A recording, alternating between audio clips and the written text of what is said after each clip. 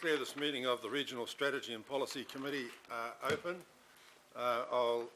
First of all, just a housekeeping, the fire evacuation plan for the Town Hall, you go immediately through the doors there, the public doors, through to the stairway, following the exit signs. Don't walk, use the stairs and out onto Aotea Square. That's if there's an evacuation. And people should be reminded that this meeting is recorded on video. It's live video. And so it only applies to people sitting around the table here on the horseshoe and people presenting at the top of the table. So unless you're in that category, you don't have to worry about being videoed during the meeting. So we go to item 1, which is apologies, and there are some apologies. So we have apologies for the Mayor, Councillor Stewart, Councillor Webbs for absence, and for lateness for the Deputy Mayor and Councillor Pratt, and for Councillor Webb's earlier departure. Right, thank you. And can you add Councillor Watson for lateness? Right, Councillor Watson as well. Won't be very late. I'll move those apologies be received. Seconded by Councillor Penrose. I'll put that motion. Those in favour? Aye. Against? Declare it carried. Thank you. Next item is declarations of interest. There have been no... Item 11, Mr Chairman. Item 11, Councillor Linda Cooper. Any other declarations? No. Thank you, Councillor Cooper. Next item is confirmation of minutes. I'll move that the minutes of the Regional Strategy and Policy Committee of 3 March be confirmed, including the confidential sections, as a true and correct record. Seconded by Councillor Wayne Walker. I'll put that motion. Those in favour? Aye. Aye. Against? Declare that motion carried. So now we move to item 4, petitions, and we have one petition, Fluoride Free New Zealand petition. The petition is presented here by Mr. Titchener, Kane Titchener. Mr. Titchener, good morning, sir. Good morning. So you have 5 minutes to present the petition, and I'll get the officer to come around and take it from you at the appropriate time, and you can make some comments on the explain the petition. Thank you. Cool. Thank you. I've actually handed in the petition and the signatures, and would also like 2 sheets to be distributed, please. Good morning, committee members. Firstly, I would like to thank the committee members, Auckland Council staff and Watercare for taking Fluoride Free New Zealand's advice and guidance from November and reducing the maximum fluoride concentration levels to the US maximum of 0.7 part per million. I would like to specifically thank the Chief Operating Officer, Mr Kimpton, the CEO of Watercare, Mr Jadaram, and Councillor Chris Darby for driving this common sense initiative through. Thank you. It is a very large step in the right direction, and you have my sincere thanks. The reduction to 0.7 will actually be a 20% decrease based on the actuals from 2014 of 0.9. Approximately 150 tonne of acid annually will be spared from being added to the shared public water supply. There are operational and compliance cost savings for Watercare. Watercare have been quick to enact the change.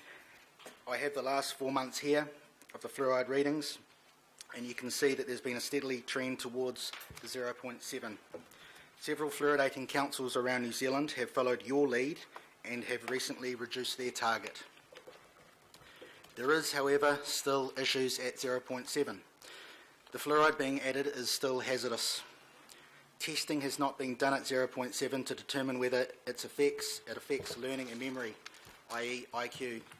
In December 2015, the US National Toxicology Program Committee met to review a proposal to determine at what level fluoride causes learning and memory loss. At the meeting, Dr. Birnbaum, who was on the panel of the US Health and Human Services that reduced the maximum to 0.7, said the following: "We know nothing, as I said before, about differential susceptibility and vulnerability that occurs within the population."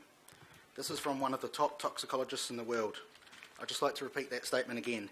We know nothing, as I said before, about differential susceptibility and vulnerability that occurs within the population. They do not know. If they don't know, the Ministry of Health definitely does not know. The National Toxicology Program are conducting a systematic review of the literature and completing their own studies to determine the level. This could be as low as 0.3 part per million, which means that your 0.7 is way over that. The results are due out in 2018. Babies are receiving 175 times more fluoride with infant formula reconstituted with Auckland's fluoridated tap water compared with breastfed babies. According to the Ministry of Health, 40% of New Zealand children have some form of dental fluorosis. A hypothyroid study from the UK showed a 60% increase in lowered thyroid function in women at 0.7 part per million. There is no individual monitoring for fluoride effects by Auckland Council, Ministry of Health, Watercare. Tooth decay is actually caused by excess sugar. I don't know if you've noticed the campaign to have a sugar tax. Poor diet, a lack of dental hygiene and a lack of access to dental care. Now to the petition. If you see the map of the water network that I've handed out, you will see the Waikato line moves from the Waikato River north. In 2010, Watercare took control of the Franklin Ward water network. Watercare took the initiative to extend the line through fluoridated Pukekohe out west to the 5 townships. These townships were at the time not fluoridated until being connected to the Waikato line in 2014. Now, at the best, the resulting fluoridation has been an oversight by Watercare. I'm happy to give them the benefit of the doubt there, but at the worst, it was a deliberate move to reduce the costs of Watercare's project. Less time to consult. Either way, Fluoride Free New Zealand is requesting immediately ceasing adding fluoride chemicals to the water supply of Buckland, Patamahoe, Clarks Beach, Waiau Beach and Glenbrook Beach townships. Immediately advise residents that they have been ingesting fluoride chemicals. Consult with the residents in an open, transparent and democratically accountable manner. Provide greater transparency and information to all Auckland water consumers. I'm having to write OIAs to get this information each month. I don't see why I should have to do that. Now you may have received guidance that what has happened is legal, but morally you have allowed the initiation of fluoridation without consultation and without notification. Please act on Fluoride Free New Zealand's petition as you have acted to reduce the fluoride levels. Thank you. I'll move that Mr. Titchener that we received the petition from Fluoride Free New Zealand and thank Mr. Titchener for his attendance. I'm sorry, I'm not going to have a lot of questions on this because it's not a matter that we're debating today. I'll take 3 questions and that'll be it. So take Councillor Walker, Councillor Fletcher and Councillor Darby. No, I was simply seconding your Oh, okay, motion. you'll second that. Okay, well, and Councillor Ashmore. That's the 3 questions. Thank you. Councillor Walker. My question is just around what alternatives you're advocating, Kane. I guess that applies specifically to these areas that you're bringing to our attention and beyond that. So in Scotland, they've got what's called the Child Smile program. Okay, so Scotland is not fluoridated, and they actually have a dental program in schools, healthy eating, supervised toothbrushing, and education around that. Controlled dental programs. We know that, in particular, Māori children who receive dental care have a much lower decayed missing filled teeth rate, and that's what we need to actually focus on. So there's examples of this actually happening in Oneanga. There's a school, a preschool called Te Pāpapa Preschool, and they have actually implemented this program, not off the back of any investigation or guidance from the ADHB, but the preschool manager has actually taken it upon herself to implement this. Healthy eating, sending junk food home, supervised toothbrushings, and she's now going to expand that in April and get the parents involved. And I believe that is the alternative and what we need to focus on. Thank you. Councillor Darby. Thanks, Chair.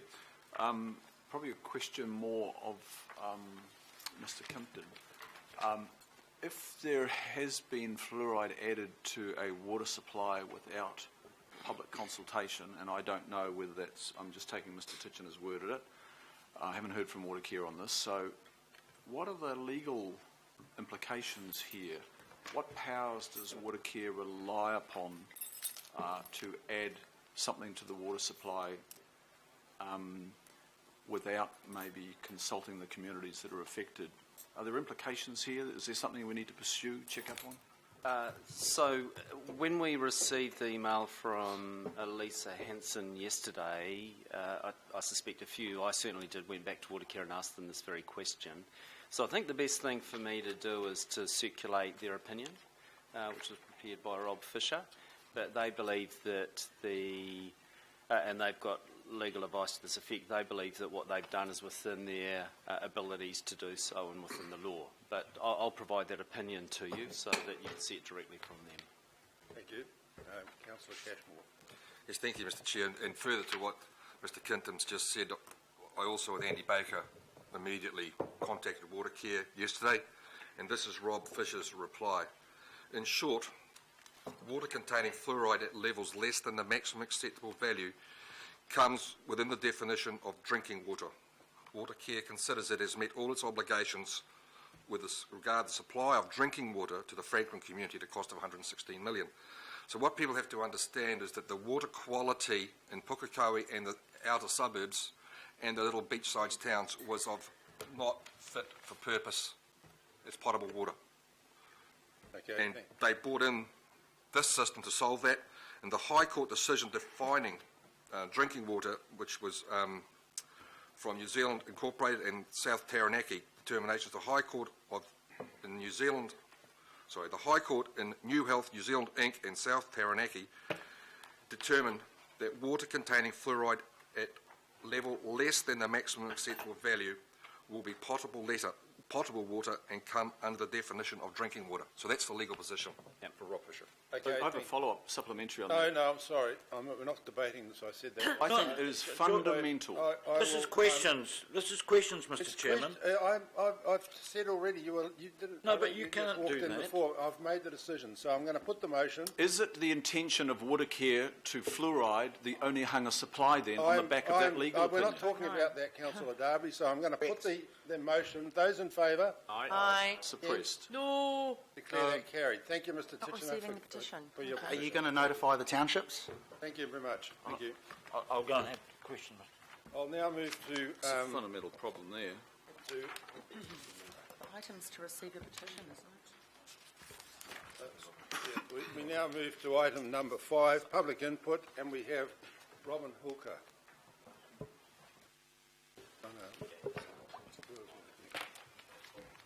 Thank you. You have 5 minutes to present your submission. Thank you very much. Thank you. Tēnā koutou, tēnā koutou, tēnā koutou katoa. Ngā mihi nui, ngā mihi aroha. I am Robin Holker, recent resident of Mission Bay. I just need to do a brief me here standing. And I speak to you with regards to the resolution by the Council to revoke the status of the Ngāiho Reserve. I come as a recent resident of Mission Bay and long-time resident of Tamaki Makaurau, and on behalf of many other people deeply concerned about this issue before you. I seek time because I'm very concerned that you would revoke the status of any reserve equalling public land for the use of all in our city, and in particular the Ngāiho Reserve in Mission Bay, and sell it potentially for private use. We moved to Mission Bay nearly 5 years ago, and the decision to purchase our property was based on the view of green across the Norwestern Valley to the Ngāiho Reserve with nikau and exotic palms, willows, cabbage trees, and the bird life that we evidence in those months. Growing up in New Zealand, we also knew that reserves will always be there. Some would argue we're concerned now because we think potential loss of this amenity affects us only. However, I would argue that anyone who feels or experiences any aspect of the environment in any way being affected when change is mooted gives any of us, the right to advocate about this. So rationale and background quickly. Why are reserves important, and what are some of the background issues to this one in particular? History shows that reserves have never been given nor negotiated lightly, and we must never let them go without a long process by which all members of the community have had an opportunity to have their say, including when reserves might appear to be of no particular use or not deemed to be big enough of value. In the ensuing years in the community, we noticed that this particular reserve did not appear to be signposted, and it also appeared to be inaccessible when traverse was attempted. Approaching the council about this nearly 4 years ago, we subsequently managed to get a sign put up which says Ngāiho Reserve, and it has a little arrow indicating passage down into it. And throughout 2014 and 2015, we were in relatively constant contact, more than 10 emails and many, many phone calls with the council parks officer to seek assistance to have the sign cleaned, as